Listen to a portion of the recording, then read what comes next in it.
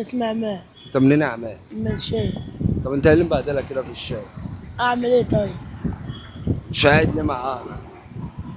بصراحة يعني في حاجات كده فاهم يعني. انا كنت شغال ومية مية وكل حاجة بس. انت عندك كام سنة؟ 17. بالك قد ايه في الشارع؟ بقى بتاع سنة ونص. ولا سنة ونص؟ بس الشارع وحش يا عماد. هنعمل ايه طيب؟ ما هو بص انت متعور ازاي من الشارع ومتبهدل، كمان ماشي حافي. ايه اللي يمشيك كده طيب؟ ما اللي ماشيني كده يا اخويا. هنعمل ايه طيب؟ ما فاهم، الخنقة وحشة. هتبقى في الاخر عايز، لازم كده تقعد معاه. لازم اقعد مع حالي. اعمل ايه طيب؟ انا هحلق لك كده واروق لو عليك. اقعد في البيت فاهم، بيبقى في حاجات كده في البيت مضايقاني فاهم. القعدة ذات نفسها مضايقاني، مش عارف ليه. ايه هي الحاجة اللي مضايقاك؟ يعني اخواتي عايزيني فاهم اشتغل، عايزين 24 طب ما ساعة ده اشتغل. الصح. طب ما هو ده الصح يا اخويا. انا كنت شغال يا اخويا وتمام على طريق اكتوبر المدينة. انا اللي كنت شغال في كشك سجاير. لا والله. والله. عرفتك يعني. شفت امي ساعات ما كانت بتعمل قهوة والشاي وكده. اه.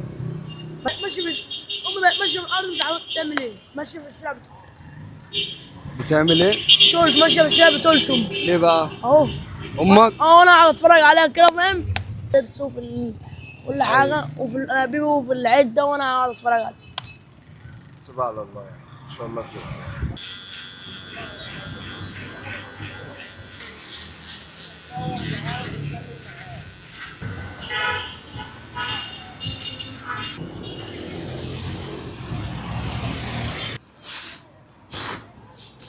كده بقى اضطر بقى.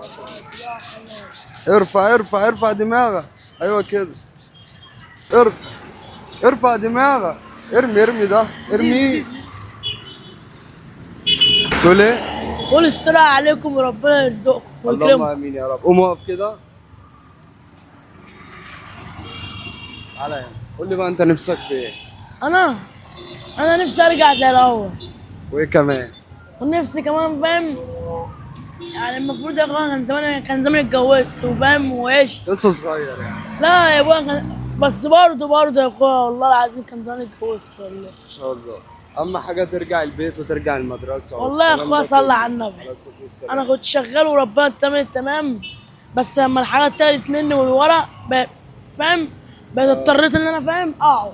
في الشارع. اه. ان شاء الله خير يا عم. عايزك تقول لاخواتك سلام.